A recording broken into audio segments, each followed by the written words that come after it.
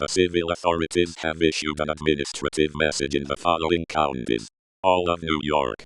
Unfortunately, we have opened a rock that was contaminated with an unknown amount of bugs that looked like fleas and ticks.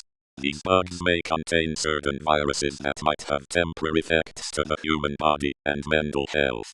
Please stay in your homes and stock up on canned food, water, lanterns, batteries, blankets, and a cranked radio for updates on these unknown bugs.